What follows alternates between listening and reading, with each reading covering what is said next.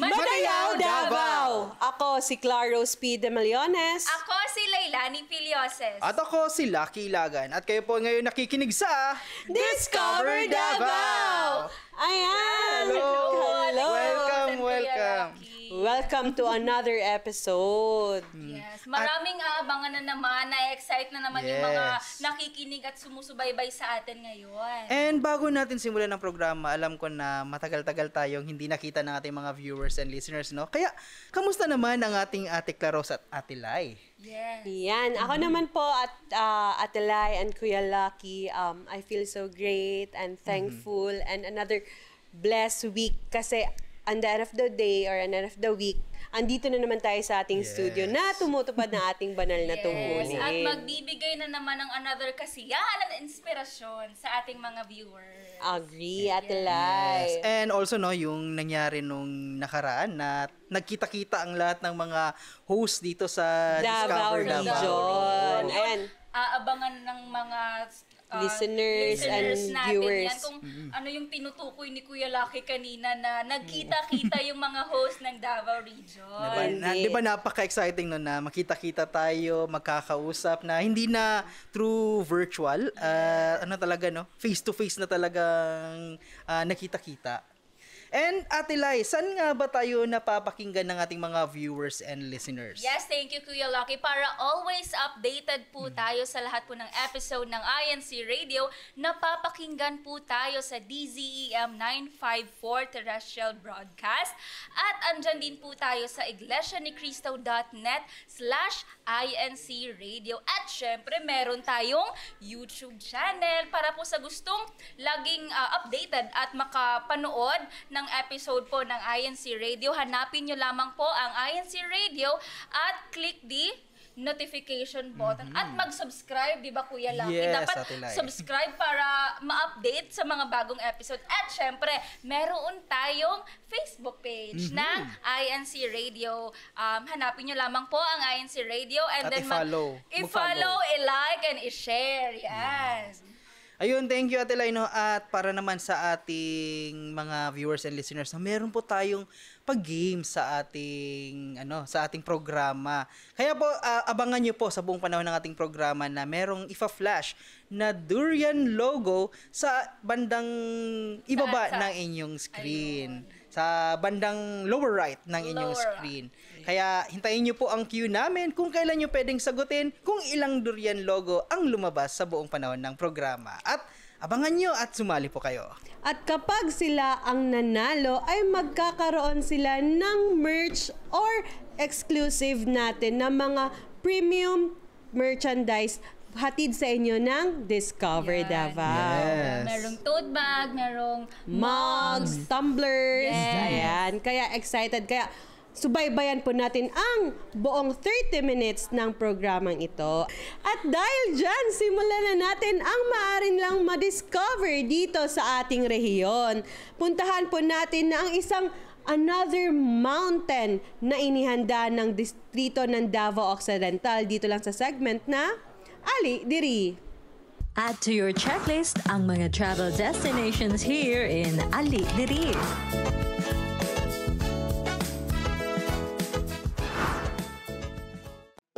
Hello, Jelly! Hello, General! At hello po sa lahat ng ating mga ka-discover. Alam niyo po ba na sa puso ng Davao Occidental ay matatagpuan ang isang malaparaisong lugar? Ito ay ang Mount Kapandungan, na kung saan ito ay matatagpuan dito mismo sa Barangay Talugoy, Malita. Hello ka mga discover, ako po si kapatid na Jelly Ann Sumbilon. At ako naman po si kapatid na Daryl Castro, kaya ano pang hinihintay nyo? Halina't samahan nyo kaming akyatin ang Mount Kapandungan na may taas na 2,047 feet. Kaya Jelly, tara, let's go! Maagang nagsimula ang aming pag-akyat. Bit-bit ang backpack, tubig at determinasyon. Inahak namin ang trail na puno ng damuhan, batuhan at tanawin ng kalikasan.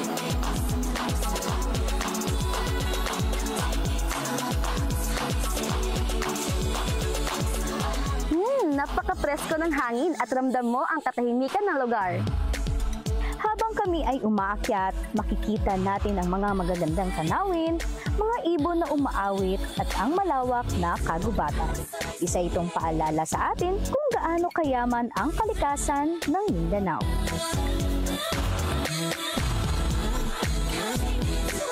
Pagdating sa tuktok, bumungad ang 360-degree view ng Davao Occidental.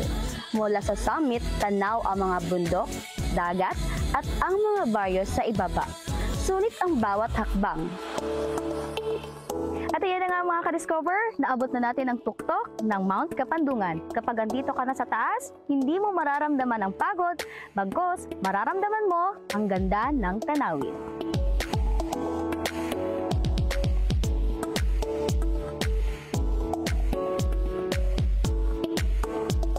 Siyempre, hindi mawawala ang photo. Oops! Pero higit pa sa litrato, ang Mount Kapandungan ay isang karanasang magpapaalala sa atin ng kahalagahan ng paglalakbay, pagkakaibigan, at paggalang sa kalikasan.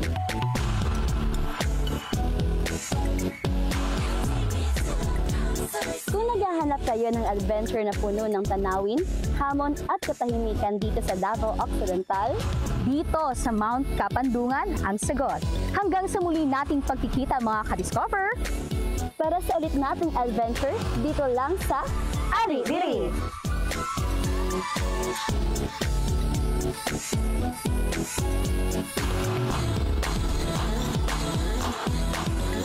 Ayan, maraming salamat sa mga kapatid natin dyan sa Davao Occidental. Yun ay ang Mount Kapandungan. Kayo ba mga ate, mahilig ba kayong umakyat ng mga bundok? Yung tipong hiking? Mountains. Day hike. Day hike. Oo. Ako naman kaya lucky, once lang ako nakatry. So, how was the experience? Ano yung experience? Sabi ka na, once is enough. Ako naman dati, di naman ako ganun kahilig na mag-hiking, pero nung minsan ako in-invite, actually hindi ako handa. Ang suot ko is nakamaong ako at saka yung sapatos ko is steel boots pa talaga. Kasi yun ang pinili ko kasi kumakapit siya sa putik eh. Oo, mas madaling umakyat. Kaysa sa ordinary rubber shoes na hindi naman angkop sa pag-akyat. Kaya ayun ang napili ko. Yes. Ikaw, Ate Lai? At ang Davao region nga naman talaga, marami siyang mga mountain ranges na yes. pwedeng kahit day hike, Day hike. yan. Oo. Ako naman once lang din.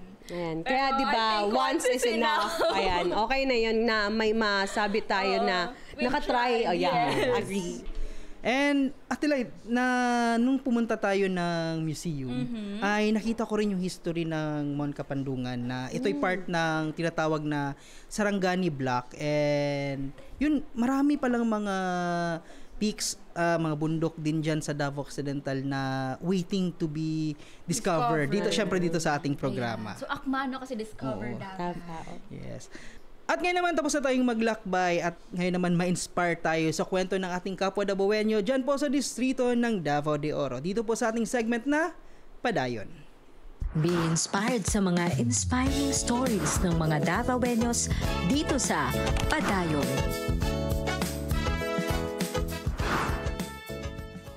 Magandang araw po sa inyong lahat. Ako po si kapatid na Jevi K. Villaluz. Sa pagkakataong ito ay atin pong pakinggan ang kapatid natin mula dito sa lokal ng Nabunturan, Distrito Eklesyastiko ng Davao de Oro, kung saan ay kanyang ibabahagi sa atin kung paano niya nalagpasan ang mga pagsubok sa kanyang buhay dito lamang sa segment na Padayon.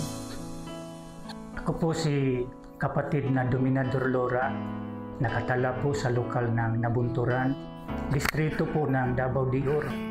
Kabilang po ako sa kapisan ng Buklod. Ang tungkulin ko po ay isang diakono at guro po sa pagsamba ng kabataan. Kumusta naman po kayo ngayon, kapatid na Dom? Sa awa at tulong po ng Panginoong Diyos, mabuti naman po at hindi niya po kami pinapababayaan ng Ama.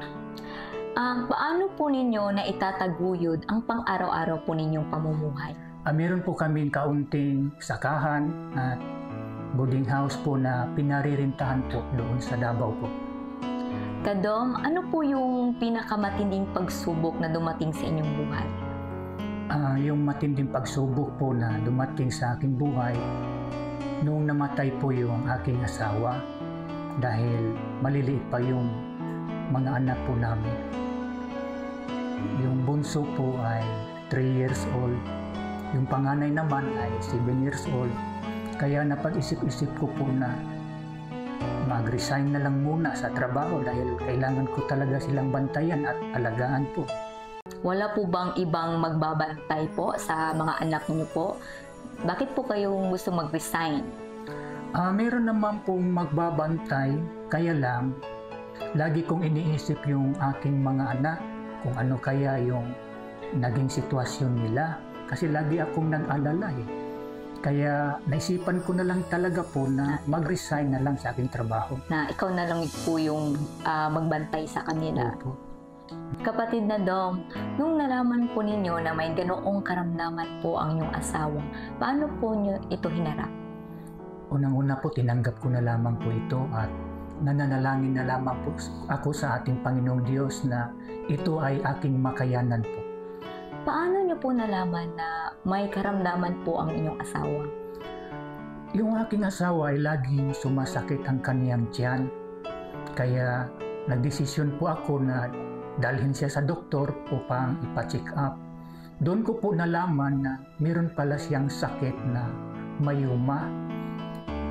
Stage 4 na po ang cancer niya po. Ano pong ginawa nyo nung nalaman nyo po sa doktor na may stage 4 cancer siya sa myoma?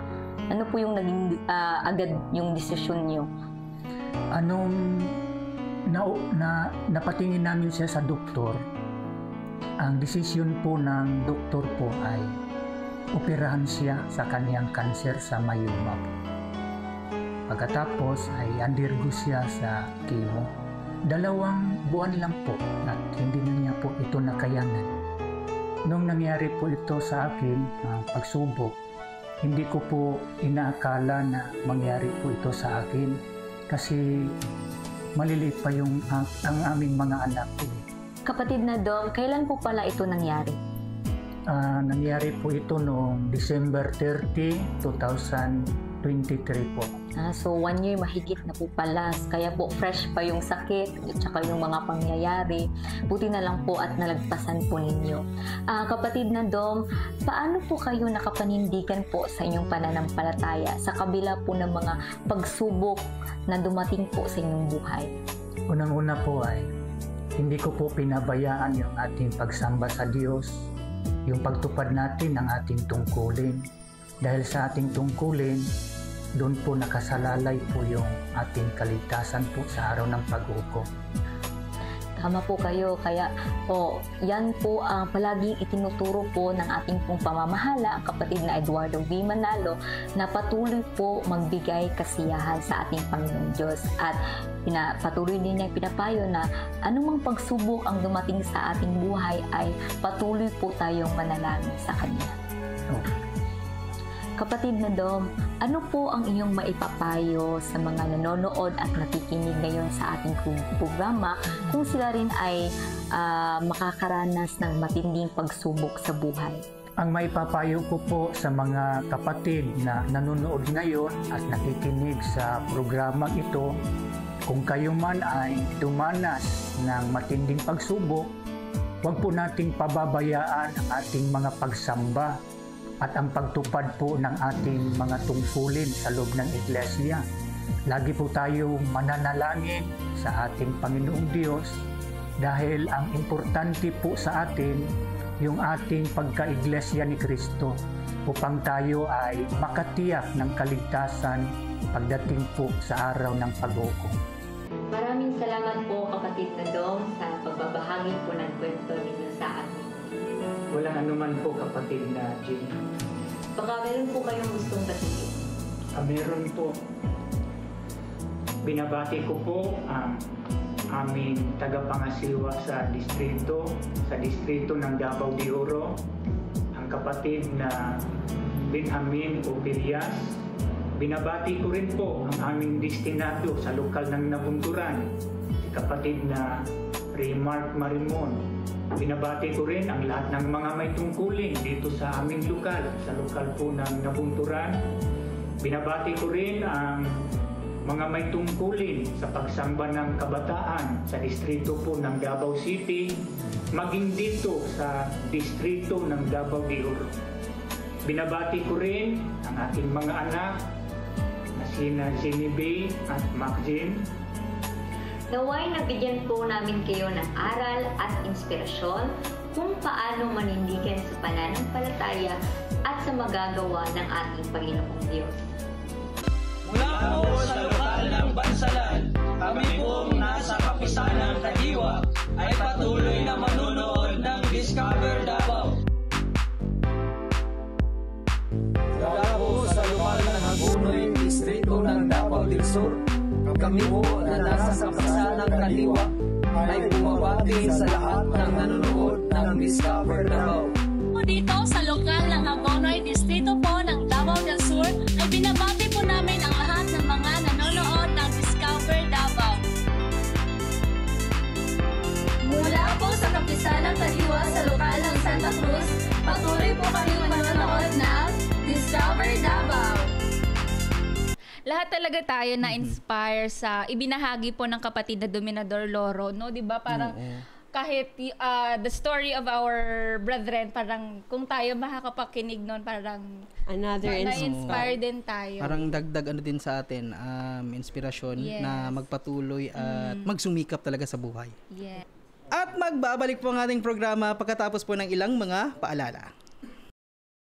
And welcome back po dito sa ating programa na Discover Davao! Siyempre po kasama niyo pa rin po ako, ang inyong Kuya Lucky, Ate Lai, and Ate Clarose. Yes, at sa pagpapatuloy po, narito po ang awiting hatid po sa atin ng distrito ng Davao City, ang awiting Guide My Heart dito po sa segment na Duyog sa Tugtog. Mga kakaibang estilo sa pag-awit ng Davaoenos ng mga INC Original Music sa Duyog sa Tugtog.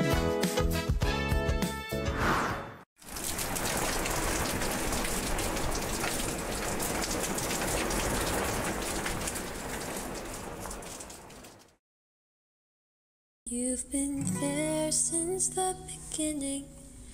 You have loved me from the start. You were always there to teach and guide my heart. As the world spins on around me, I choose which path to take. You always show me, Lord, which steps to make. Lord, please hear my prayer. Light my way as I walk to forever.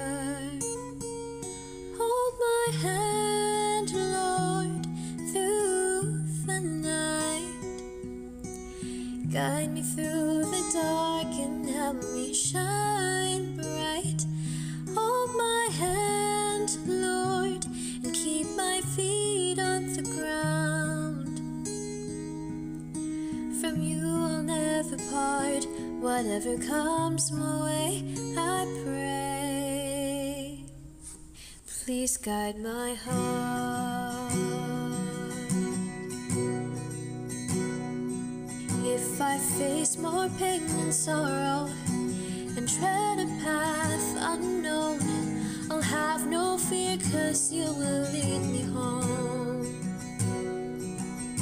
The clouds may hide the rainbow, but like waves that roll ashore, you show me how your blessings overflow. Lord, please hear my prayer.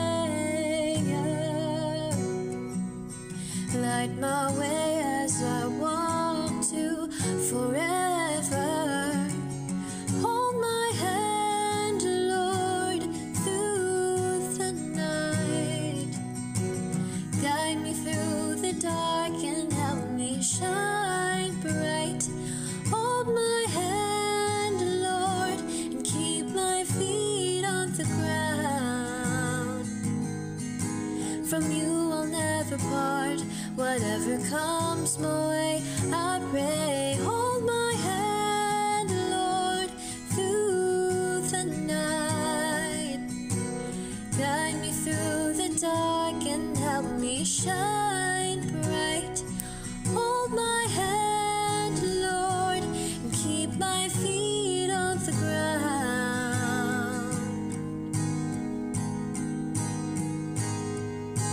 From you I'll never apart. Whatever comes my way, I pray.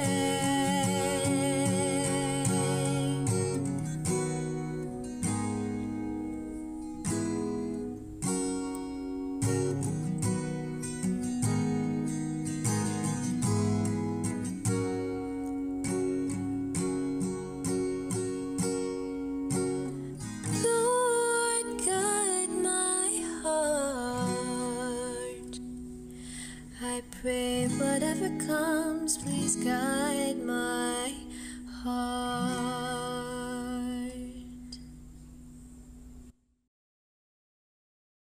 Ayan, maraming salamat po Ate Zoe at sa lahat ng production team na bumuo. Yes, 'di ba ang ganda ng production, nagkataon pa na sumabay yung panahon.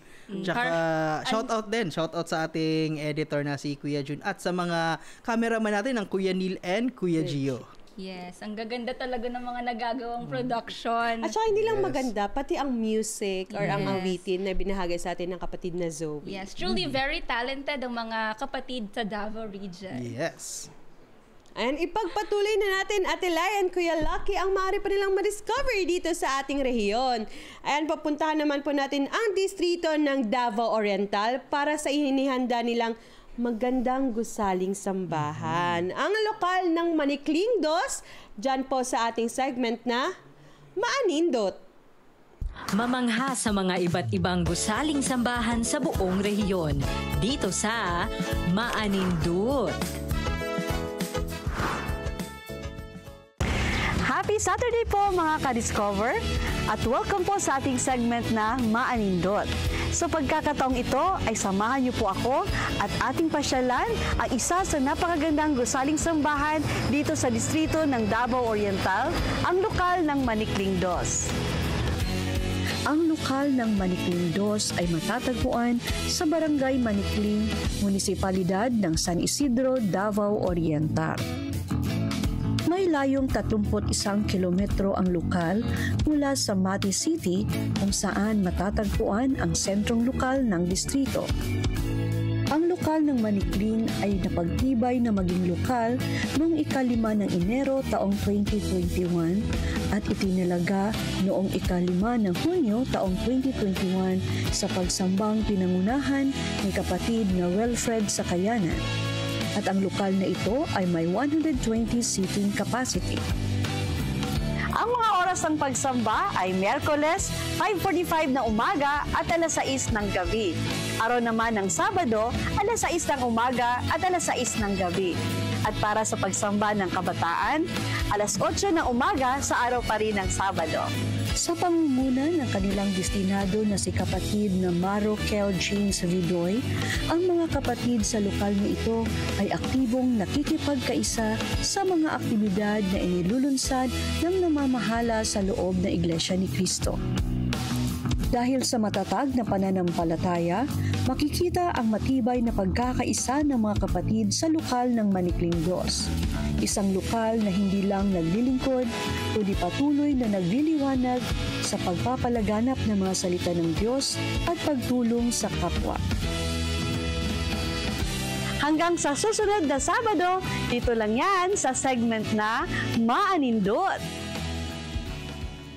Alam nyo mga ate, no, na kay ganda talaga ng mga gusaling sambahan natin dito sa loob ng Iglesia ni Cristo, and especially dito syempre sa ating tahanan sa Davao region. Yes, totoo yan Kuya Lucky. And ang lokal ng Manikling Dos ay matatagpuan sa distrito ng Davao Oriental, kung saan galing tayo doon last week, diba? Na-relate ko na naman, diba, doon tayo may sinut na inhanda natin para sa ating mga taga-subaybay. Yes. Kaya ano pang hinihintay nyo? Abangan nyo syempre ay yung inihandog ng Davao region ng Discover Davao. Ayan, ang dami na naman nilang natutunan, na-discover at na-inspire sa ating mga inihatid na segment. Yes, Ate Queen. At dahil dyan, andito po ang ating mga viewers sa ating YouTube. Andyan po ang kapatid na Roxanne Dora. Happy viewing po from lokal ng Santo Niño Distrito ng Davao City. Nagpapabati din po ang kapatid na Javier Enriquita, Davao Occidental, mula po sa lokal ng Basyawan. Ayan. Hello po kay Kaepe at kay Kuya Absufar. Nagpapabati din po ang kapatid na Alpha Republic Builder. Happy watching po mula sa lokal ng Tibungco, distrito ng Davao City. Andyan din po ang kapatid na John Fersilang. Happy viewing mula sa lokal ng Tibungco, distrito ng Davao City. Andyan din po ang kapatid na Roger. Happy viewing po from lokal ng Langon mula po sa distrito ng Zamboanga, Sibugay. Andyan din po ang kapatid na YLC Audio. Happy viewing everyone from lokal ng Panorama distrito ng Davao City. And lastly, nagpapabati din po ang kapatid na Erich. Happy viewing from lokal ng Tagakpan distrito ng Davao City. Ramdam na ramdam talaga nating lahat ang support at pagmamahal ng mga viewers natin from YouTube. Ayun din po. Nais ko din pong i-shoutout, nagpapabati po ang lahat po ng mga may tungkulin at kapatid po sa lokal po ng Lumundao, distrito po ng Davao City, at sa kanilang mahal na destinado po ang Casixto and Dale. Hello po, good evening po sa inyo. At alam ko mga atin, excited na ang ating mga viewers and listeners na hinihintay itong pagkakataon nito na makasagot na sila. Kung ilang durian ba ang nakita nila. Kaya ano pang hinihintay natin? Bigyan na natin ng countdown in 3, 2, 1. Place your answers now in the comment section. Yes. And para malaman natin kung sino makakatanggap ng Discover Davao merchandise. Abangan nila yan next week. Okay, ayan, abangan po natin next week kung sino po ang maswerteng makakatanggap ng Discover Davao na merch. Ayan, kahit gusto din namin makatanggap, pero sige na, sa mga viewers na natin yun ibigay. And yan po, we would like to thank po ang aming tagapangasiwa po ng distrito, ang kapatid po na Macleo V. Basco, ang aming KSKP po ang Jose Carlo Oraa, ang aming DMA, ang aming District Multimedia Advisor, ang kapatid po na Jovel Kinanola, at sa amin din pong supportive na multimedia director, ang kapatid po na Maybelline Taroha. Maraming salamat po sa inyo.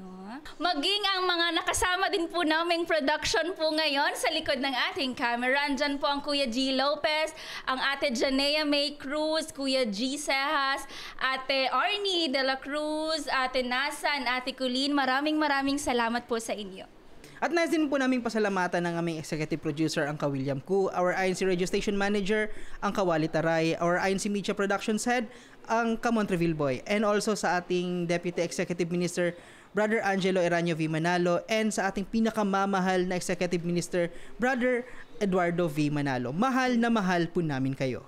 And that is all the time that we have left. Abangan din po kami next week, every Saturday po ng gabi, 7:30 p.m. hanggang 8 p.m. po ng gabi, dito po sa Discover Davao. Coming up next, Pagtawag, A Convert Story, makakasama po natin ang kapatid na Mar Oriondo. Shoutout po, INC Radio Cafe.